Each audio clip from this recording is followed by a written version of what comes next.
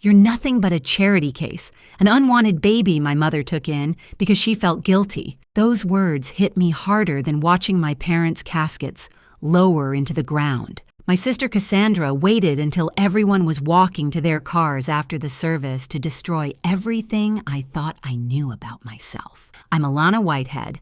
I'm 29 years old, and I live in the small town of Millbrook, Connecticut, where everyone knows everyone and secrets have a way of becoming headlines at the local coffee shop. 3 days ago, my parents, Robert and Linda, died when a drunk driver ran a red light during a thunderstorm. They were coming home from their 40th anniversary dinner, probably holding hands like they always did at stoplights.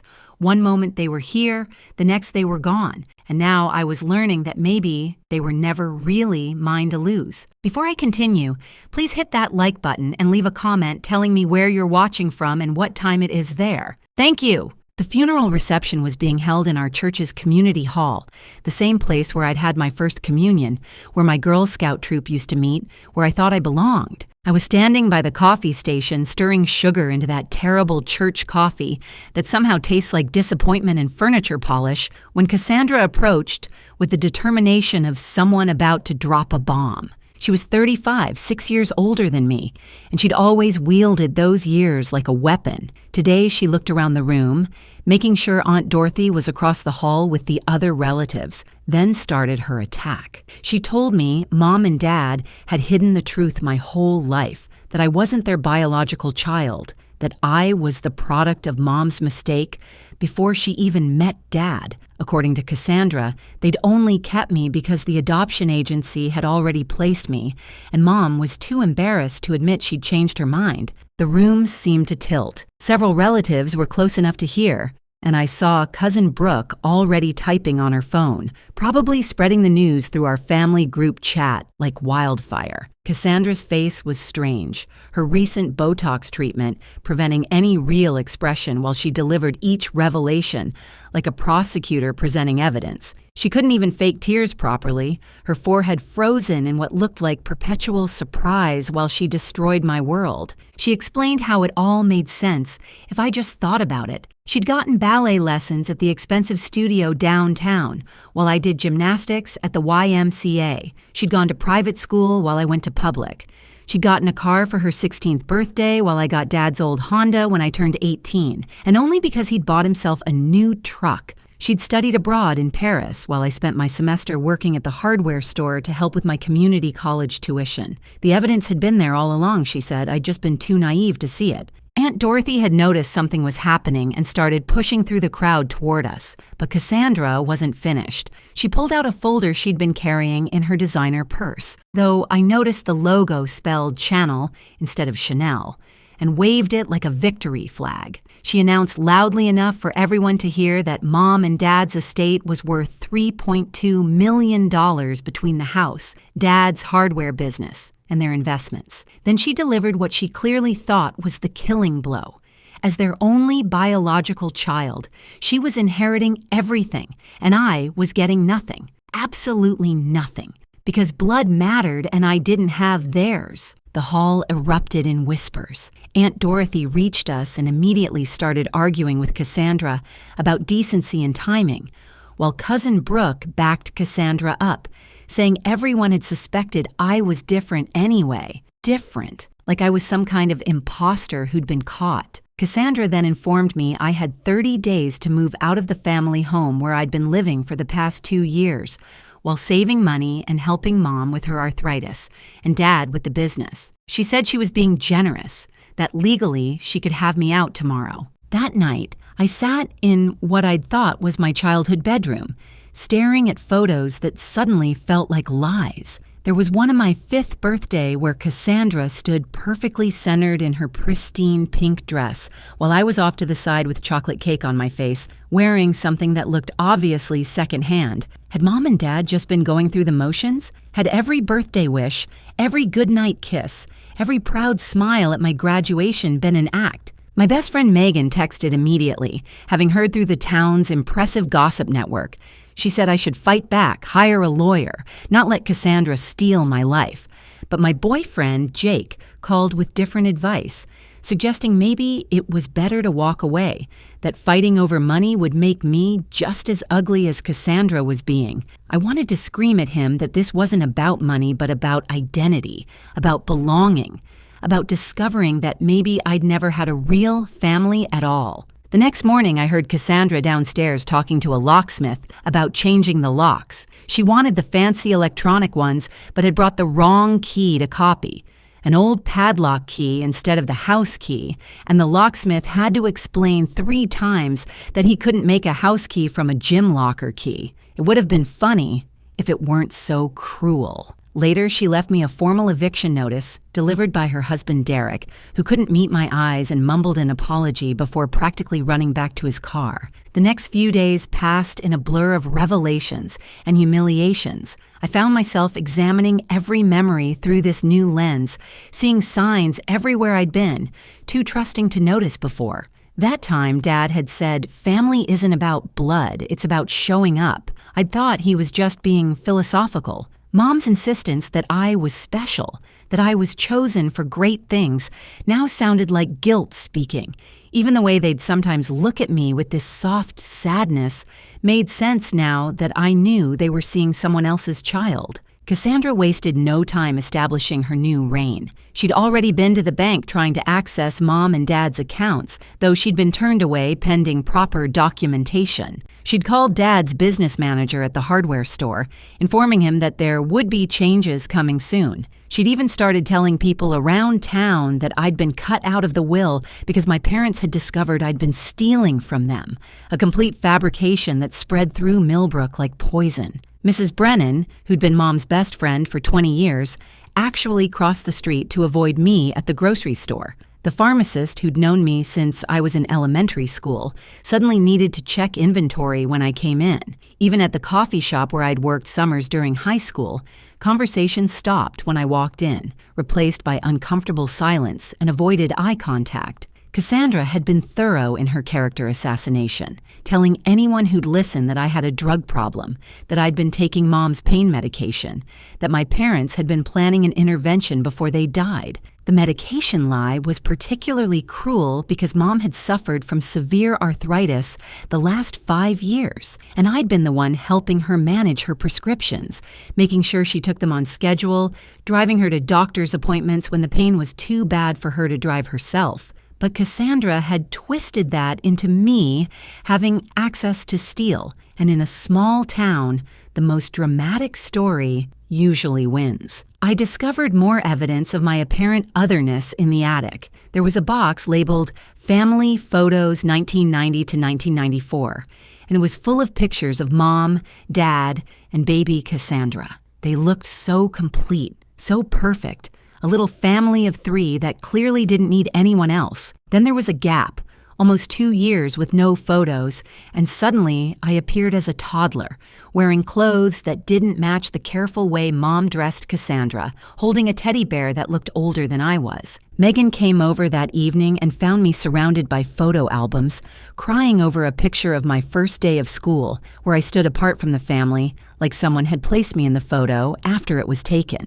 She argued that I was letting Cassandra get in my head, that my parents had loved me regardless of biology. But then she pointed out something odd. In all the baby pictures of Cassandra, Mom looked exhausted but happy, the typical new mother. But in my earliest photos, Mom looked sad, grieving almost, even when she was smiling. Jake's response was less supportive. He suggested that maybe this explained why I'd always been so independent, why I'd never asked for help even when I needed it. He said it like it was a defect, like being adopted meant I was broken somehow.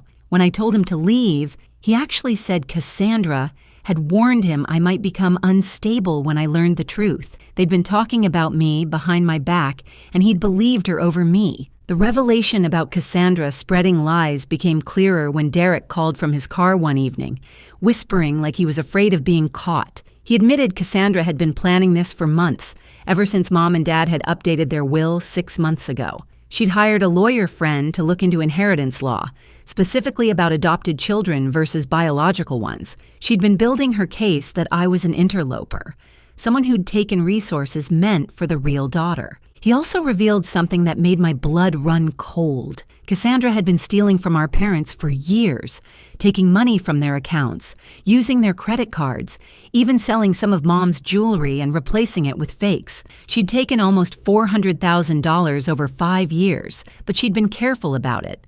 Small amounts that looked like normal expenses. Cash withdrawals that could have been for anything. Our parents had noticed eventually, Derek said, about a year ago, but they'd never confronted her directly because Cassandra had threatened to tell me about the adoption in the cruelest way possible, if they did. The thought that my parents had endured theft and betrayal to protect me from exactly what was happening now made me feel sick. They'd chosen my emotional well-being over their financial security, and Cassandra had used their love for me as a weapon against them. 3 days into my eviction notice, my phone rang at 7 in the morning with a call that changed everything. The man identified himself as Mr. Thornfield from Thornfield and Associates, my parents' attorney for the past 35 years. His voice was careful, measured, like someone who'd learned to speak in ways that couldn't be misinterpreted. He informed me that Cassandra had indeed shown him a will, but there were other documents she didn't know about, documents my parents had specifically instructed him to keep confidential until after their deaths. He suggested we meet, but not at his office, as Cassandra had been calling hourly with threats and had someone watching his building. Instead, he proposed the coffee shop on Maple Street at 2 o'clock. Before the meeting, I remembered something Derek had said about checking Mom's jewelry box. I found it in her closet. The painted blue flowers faded from years of handling. The bottom felt too thick, and when I pressed around the edges, a hidden compartment opened. Inside was a safe deposit key and a note in Mom's handwriting that simply said, "For Alana, the truth matters." There was also an old padlock key that looked similar to the one Cassandra had confused for a house key at the locksmith, and I realized she must have found one just like it somewhere, and assumed it was important. Cassandra's campaign against me had intensified. She'd convinced Cousin Brooke and 2 others to sign statements claiming they'd witnessed me asking my parents for money repeatedly, that I'd been pressuring them to change their will. Brooke owed Cassandra $5,000 from a failed business venture, so her loyalty was clearly purchased. The other cousins had their own reasons involving promises Cassandra had made about the estate. The worst part was when she accidentally sent a text meant for Brooke to the entire family WhatsApp group. It read, "Remember, if anyone asks, Alana has been unstable for years. I've already told the lawyers she's been stealing. Once the house sells, you'll get your money plus extra for helping. Mom always said Alana was a mistake we had to live with, and now we can finally fix that mistake." The family explosion was immediate. Aunt Dorothy posted screenshots to Facebook with a scathing commentary about greed and disgrace. Uncle Pete called Cassandra directly and told her she was no longer welcome at family gatherings. Several cousins left the group chat in protest. Cassandra tried to claim her phone had been hacked, but the damage was done. Her own greed had exposed her. At the coffee shop, Mr. Thornfield was waiting in a corner booth with a thick folder. He looked like every old-fashioned lawyer from every movie, complete with wire-rimmed glasses and a suit that had probably been in style when he bought it in 1995. But his eyes were sharp, and when he started talking, I realized my parents had chosen their protector well. He began with a story from 35 years ago. My father's younger sister, Rebecca, had been 17 and pregnant. The father had vanished the moment she told him, and Rebecca herself was sick with a heart condition that made the pregnancy dangerous. My parents, newly married and trying for their own child, had taken Rebecca in. She lived with them throughout the pregnancy, and they'd promised to raise her baby as their own if anything happened to her. Rebecca died within hours of giving birth to me. She'd lived just long enough to name me Alana after our grandmother, and to make my parents promise I'd always know I was loved. The adoption had been legal and formal, making me their daughter in every way that mattered. But here was the twist that changed everything. Cassandra wasn't their biological child either. She'd been adopted at age 2 from Dad's cousin who couldn't care for her. She'd known this truth since she turned 18, and she'd used it as leverage against our parents ever since. Mr. Thornfield pulled out a document that made my hands shake. 20 years ago, when I was 9 and Cassandra had started her blackmail, my parents had created a trust. They'd placed almost everything in it, the house, the business, the investments, everything except about $50,000 in checking accounts. The will Cassandra had been waving around only covered what wasn't in the trust, and the trust had one beneficiary, me. If you're still listening to my story, I want to thank you again for being here with me through this. Please consider subscribing to the channel and hitting that like button. It genuinely helps more than you know, and your support during this difficult time means everything. Mr. Thornfield explained that my parents had documented everything over the years. Every forged check Cassandra had written, every credit card she'd opened in their names, every piece of Mom's jewelry she'd stolen and replaced with fakes. They'd kept receipts, bank statements, photos of the fake jewelry next to appraisals of the real pieces. They'd built an airtight case but never used it because they still loved Cassandra despite everything, still hoped she might change. The $400,000 she'd stolen had come in waves. First, it was small amounts, a few hundred here and there that they attributed to their own forgetfulness. Then it escalated to thousands at a time, always with some excuse when questioned. Cassandra would claim she'd paid for things they'd asked for, house repairs that never happened, medical bills that didn't exist. By the time they realized the full scope, she was taking tens of thousands, and when they tried to confront her, she threatened to destroy me with the truth about my adoption. Derek had seen some of this documentation 2 weeks ago when Cassandra dragged him to Thornfield's office, trying to intimidate the lawyer into giving her everything immediately. While Cassandra was screaming about her rights, Derek had noticed papers on Thornfield's desk about the trust. He'd taken a photo when she wasn't looking, which is why he'd tried to warn me, though he was too scared of his wife to be more direct. Thornfield scheduled an official will reading at the courthouse for the following week. He warned me that Cassandra would likely escalate when she learned about the trust, but my parents had been specific in their instructions. They wanted the truth revealed publicly in front of witnesses, so there could be no question about their intentions or their love for me. The safe deposit box I opened that afternoon contained everything Thornfield had described, and more. There were letters from Rebecca, including one to her future child to me, saying she was sorry she couldn't be there, but she was leaving me with the best parents in the world. There were photos of Rebecca that showed we had the same eyes, the same stubborn chin, the same wild hair that never quite behaved. There was also a DNA test my parents had done when I was 5, confirming I was Robert's biological niece. But the most heartbreaking discovery was a journal Mom had kept. Entry after entry detailed Cassandra's escalating behavior, the pain of being stolen from by one daughter while trying to protect another, the impossible position Cassandra had put them in. One entry from last year read, "We failed Cassandra by giving her things instead of boundaries, but we will not fail Alana by letting Cassandra destroy her sense of self. The trust will protect her when we're gone." Cassandra, meanwhile, had already started spending money she didn't have. Derek called to warn me she'd bought a Range Rover on credit, joined the most expensive country club in the area, and hired contractors for a $200,000 renovation of my parents' house. She was so confident in her inheritance that she'd told everyone she was expecting over $3 million within the month. The town was starting to turn against her. Her behavior at the funeral, where she'd worn what looked like a rejected outfit from a reality TV show, all leather and lace at our parents' memorial, had already raised eyebrows. The locksmith had told everyone about her confusion with the keys. The bank manager had shared how she'd screamed about discrimination when they wouldn't give her immediate access to the accounts. Even her fake designer bags had become a running joke, especially after the handle of her Gucci bag had broken during the funeral reception, spilling its contents across the church floor. 3 days before the will reading, Cassandra decided to host what she called a memorial gathering at our parents' house. She sent out formal invitations on expensive cardstock, but the real purpose was obvious. She wanted to stake her claim publicly to show everyone she was in charge now.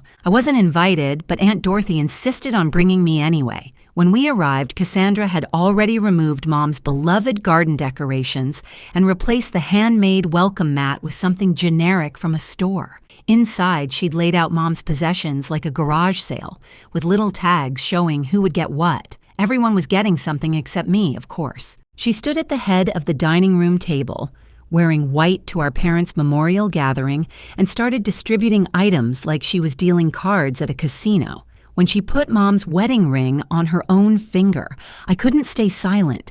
I reminded her that Mom had promised that ring to me, had told me on her last birthday that it would be mine someday. The room went quiet. Cassandra laughed and said the gathering was for family only, real family. That's when Aunt Dorothy stood up and said I was more family than Cassandra was acting like. Several relatives nodded in agreement, and Cassandra's careful performance started to crack. That's when Mr. Thornfield walked into the memorial gathering, carrying his briefcase and wearing his best suit. He looked like a man on a mission, and his timing couldn't have been more perfect. The entire family was there to witness what happened next. He addressed Cassandra formally, using her married name, and informed her that the official reading of our parents' complete estate documentation would take place in 3 days at the county courthouse. He emphasized the word complete in a way that made Cassandra's face go pale beneath her spray tan. When she insisted she had the will and didn't need any formal reading, Thornfield smiled the way a chess player does before checkmate. He explained that while she did indeed have a will, it wasn't the only legal document pertaining to the estate. He'd been instructed by our parents to present all documentation publicly, in court, with witnesses present. Any attempt to dispose of estate assets before then would be considered theft. His eyes moved to Mom's wedding ring, which Cassandra was still wearing. She tried to pull the ring off, but her fingers had swollen from stress and too much wine at lunch. The entire family watched as she struggled, yanking and twisting, finally having to excuse herself to the kitchen for soap. We could hear her cursing and running water, and Uncle Pete muttered something about trash, always revealing itself eventually. When she returned, her finger was red and raw, and the ring was finally off. Aunt Dorothy had been secretly recording everything on her phone, pretending to take pictures of Mom's china. She'd captured Cassandra's speech about real family and biological rights, her claim that I was never wanted, and her attempt to sell off family heirlooms before the estate was even settled. The video was already being shared in the family group chat that Cassandra had been removed from after her accidental text revelation. The best moment came when Cassandra's latest fake designer bag, a poor imitation of Gucci with the logo spelled wrong, finally gave up entirely. The bottom seam split open, spilling everything onto Mom's dining room floor. Out fell 3 of Mom's credit cards she'd stolen, past due notices for thousands in debt, printed emails where she was trying to sell Dad's classic car before the estate settled, and most damning, a handwritten list titled After Inheritance that included paying off $60,000 in credit card debt and buying a vacation home in Florida. Derek picked up one of the credit card statements, his face going white as he read it. He asked her how they could possibly owe $40,000 to various stores when he thought they'd been saving for a house. Cassandra hissed at him that it would all be paid off once she got her inheritance, that he needed to think bigger, that they were about to be millionaires. But Derek had finally reached his limit. In front of everyone, he announced he'd seen the trust documents when Cassandra had dragged him to threaten Mr. Thornfield 2 weeks ago. He knew she wasn't getting $3 million.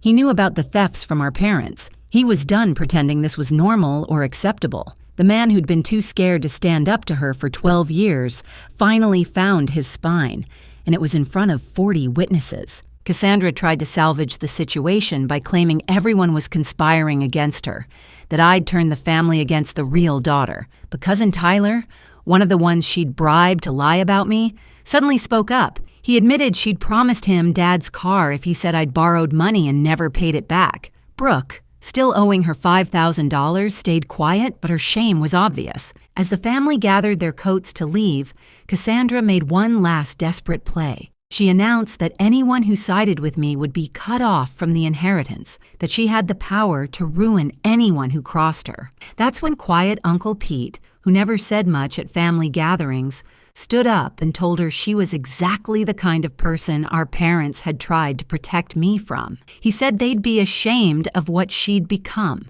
and that was worse than any inheritance could fix. The courthouse, on the day of the will reading, was packed beyond capacity. Half of Millbrook had shown up, drawn by the promise of drama that had been building for 2 weeks. The court officer had to turn people away, and someone had even set up a coffee cart outside like it was some kind of festival. Cassandra arrived with 3 lawyers she couldn't afford, men in expensive suits who looked increasingly uncomfortable as they realized their client had lied to them about the basic facts of the case. She was dressed entirely in black this time, trying to look serious and bereaved, but she'd gone too heavy on the self-tanner the night before and looked more orange than mournful. I sat in the front row with Mr. Thornfield on one side and Aunt Dorothy on the other. Behind us, Derek sat alone, having arrived separately from his wife. The rest of the family filled the rows, and even some of Mom's church friends had come, perhaps feeling guilty about how quickly they'd believed Cassandra's lies about me. Judge Patricia Hoffman presided over the reading. She'd known my parents for decades, had bought her first house with Dad's help at the hardware store, and had zero patience for dramatics in her courtroom. When one of Cassandra's lawyers tried to object before Thornfield even started speaking, she shut him down with a look that could freeze fire. Thornfield began by reading the will Cassandra had been waving around for 2 weeks. It was real, properly executed 5 years ago, and it did leave $50,000 to Cassandra, along with some small, charitable donations. Cassandra smirked, thinking this validated everything she'd been saying. But Thornfield wasn't done. He pulled out a thick document and explained that 20 years ago, our parents had established the Robert and Linda Whitehead Family Trust. This trust contained the family home, the hardware business, all investment accounts, and approximately $3.1 million in total assets. The will only governed assets not already in the trust,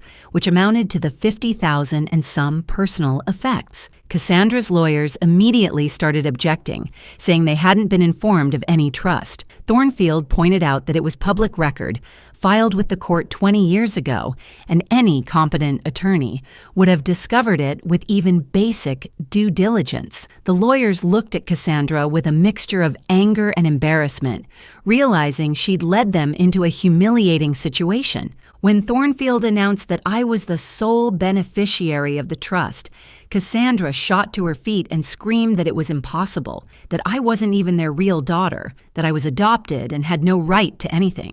Her voice cracked with rage, and spittle flew from her mouth as she ranted about blood rights and biological superiority. That's when Thornfield delivered the killing blow. He confirmed that yes, I was adopted legally and formally after my biological mother, Rebecca Whitehead, died giving birth to me. Rebecca was Robert's younger sister, making me his biological niece, a blood relative. But Cassandra? She was also adopted, taken in at age 2 when her biological mother, Robert's cousin Maria, couldn't care for her. The difference was that Cassandra had known about her adoption for 17 years, since our parents told her when she turned 18. The courtroom erupted. Cassandra stood frozen, her mouth open, unable to speak. Her entire narrative, her claim to biological superiority, her real daughter status, everything she'd based her cruelty on, crumbled in seconds.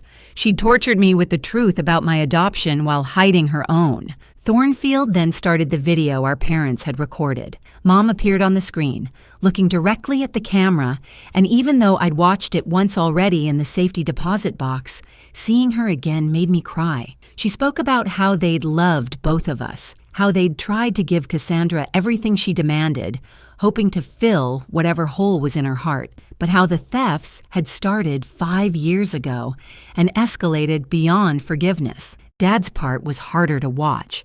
He detailed finding forged checks, discovering credit cards in his name he'd never applied for, realizing Cassandra had sold Mom's mother's jewelry and replaced it with fakes. He showed receipts, bank statements, photos comparing real jewelry to the replacements, $400,000 over 5 years, taken by the daughter they'd raised, while they protected the daughter they'd chosen from the truth being weaponized against her. The video continued with Mom explaining the most painful part. She said Cassandra had discovered the truth about my adoption through snooping in their papers when I was 9. She'd immediately used it as blackmail, threatening to tell me in the cruelest way possible unless they paid for her private college, bought her cars, funded her lifestyle. Every inequality in our childhoods that I'd wondered about had been extortion. They'd created the trust that same year, when I was 9 and Cassandra was 15, specifically to protect my inheritance from her greed. They'd known even then that she would try to take everything if given the chance. The lawyer who'd helped them set it up had warned them to tell me the truth, but they'd wanted to preserve my innocence, to let me have a childhood free from the knowledge that my sister saw me as an interloper. But the most shocking revelation was about the theft. Dad explained that they'd actually noticed the stealing much earlier than 5 years ago. Small amounts had been disappearing for a decade, but they'd made excuses, attributed it to their own forgetfulness. It was only when Cassandra got greedier, taking thousands at a time, that they'd been forced to acknowledge what was happening. They documented everything but never pressed charges because they still loved her, still hoped she might change. The video showed Mom holding up a box of evidence. Every forged check, every fraudulent credit card statement, every fake piece of jewelry, every receipt for things Cassandra had bought with stolen money. They'd kept it all, not for revenge, but for protection. They knew that someday the truth would have to come out, and they wanted me protected when it did. The final part of the video was them speaking directly to me. Dad said I was never a mistake, never unwanted, never second best. Rebecca had been Mom's best friend before becoming her sister-in-law, and they'd loved me even before I was born. When Rebecca died, they didn't see it as taking on a burden, but as receiving a gift, the daughter they'd been praying for. Mom's last words on the video were the ones that broke me completely. She looked at the camera and said that blood might make you related, but choice makes you family. And they'd chosen me every day for 29 years and would choose me again in whatever came after. She said the trust wasn't about money, but about protection, ensuring that their chosen daughter was safe from the one who'd chosen greed over gratitude. When the video ended, the courtroom was silent except for muffled crying. Even Judge Hoffman was wiping her eyes. The only person not crying was Cassandra, though not for lack of trying. The Botox had frozen her face so completely that she couldn't even produce tears properly, making her look even more inhuman in that moment of exposure. Cassandra's lawyers were already packing their briefcases, realizing they'd been brought here under false pretenses. One of them whispered to another that she'd told them I was a drug addict who'd manipulated my parents into changing their will. They wanted nothing more to do with her and were probably already calculating how to get out of the representation without getting sued themselves. But Cassandra wasn't done. She screamed that the video was fake, that I'd coerced our parents, that Thornfield was in on some conspiracy. She claimed the trust documents were forged, that the adoption papers were fabricated, that everyone was lying except her. Her voice got higher and more hysterical with each accusation until she was basically shrieking incoherently. That's when Derek stood up. In front of the entire courtroom, he announced he'd filed for divorce that morning. He said he'd watched her steal from her parents, lie about her sister, and destroy a family out of pure greed. He'd been weak and complicit for too long, but he was done. He actually apologized to me in front of everyone, saying he should have spoken up years ago but had been too cowardly. Judge Hoffman had heard enough. She banged her gavel and declared that the trust was valid and would be executed as written. I would receive everything in the trust, while Cassandra would receive the $50,000 from the will, though she noted that evidence of theft could lead to criminal charges that might affect even that inheritance. As if on cue, Officer Mitchell from the Sheriff's Department entered the courtroom. He announced that based on the evidence provided in the video and documentation, they were opening an investigation into fraud, elder abuse, and theft. Cassandra was being charged, and while she wasn't being arrested that day, she needed to surrender her passport and would be formally arraigned the following week. Cassandra's final moment of humiliation came as she tried to storm out of the courtroom. In her rage and hurry, she tripped over her own fake designer bag, the strap tangling around her heel. She went down hard, and when she hit the floor, her self-tanner left an orange smear on the white courthouse tiles. Someone took a photo that would circulate around Millbrook for months, with various captions about karma and falling from grace. 6 months have passed since that day in the courthouse, and life in Millbrook has found a new rhythm. I'm living in my parents' house, our house now, though it still feels strange to think of it as mine alone. The garden is thriving with the tomatoes Mom would have planted, and I've kept Dad's workshop exactly as he left it, down to the half-finished birdhouse on his workbench.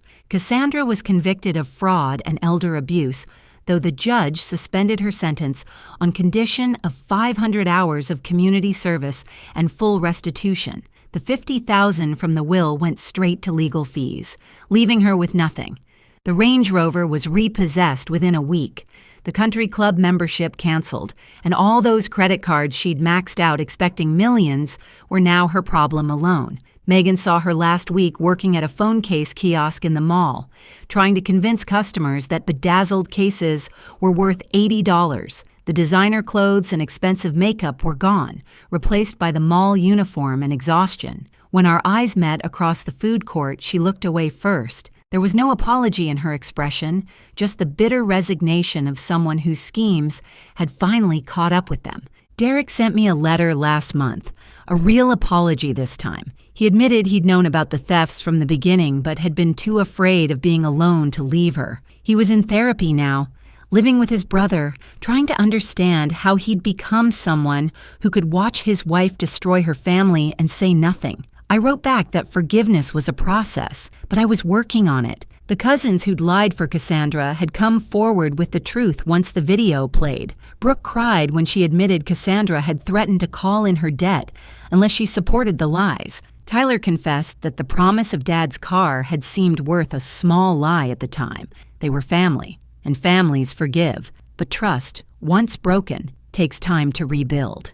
With part of the inheritance, I established the Robert and Linda Whitehead Memorial Scholarship at the community college. It's specifically for adopted children or those aging out of foster care, because family shouldn't be about blood or biology, but about choosing to show up for each other. The first recipient was a girl named Rebecca, which felt like a sign from somewhere. The hardware store is thriving under Uncle Pete's management. He's brought in his son James to learn the business, keeping it in the family the way Dad would have wanted. I stop by sometimes, and the smell of sawdust and metal still reminds me of Saturday mornings when Dad would let me help sort screws and bolts, never mentioning that I was probably making more work for him. Mr. Thornfield and I have lunch once a month. He tells me stories about my parents when they were young, about how excited they'd been when Rebecca came to live with them, how they'd prepared for my arrival like I was their own pregnancy. He recently told me that the teddy bear in those early photos, the one I thought looked old,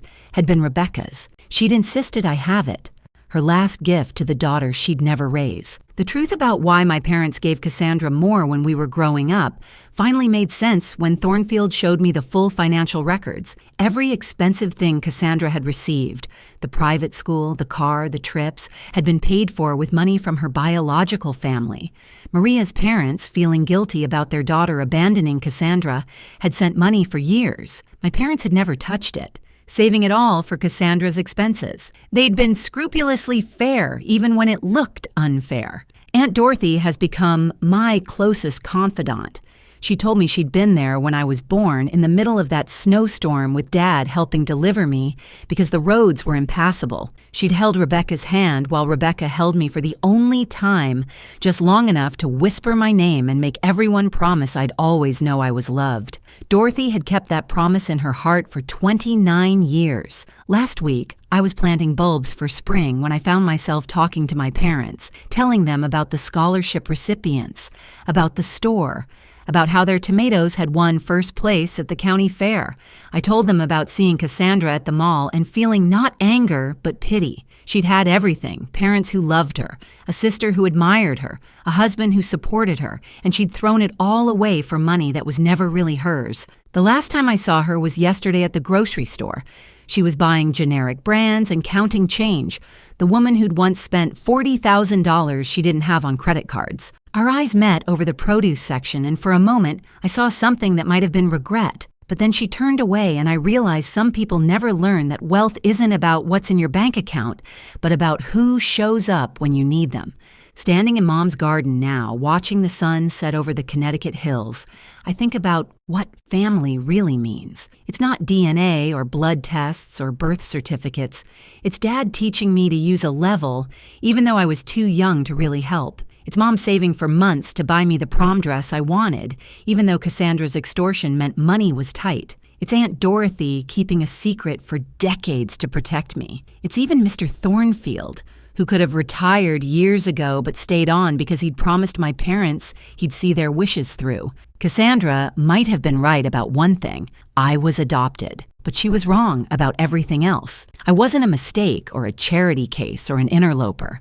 I was chosen, deliberately and lovingly chosen, by parents who protected me even from beyond the grave. They'd seen what was coming and built walls of legal documents and trust funds to keep me safe from the sister who'd chosen greed over family. Blood makes you related.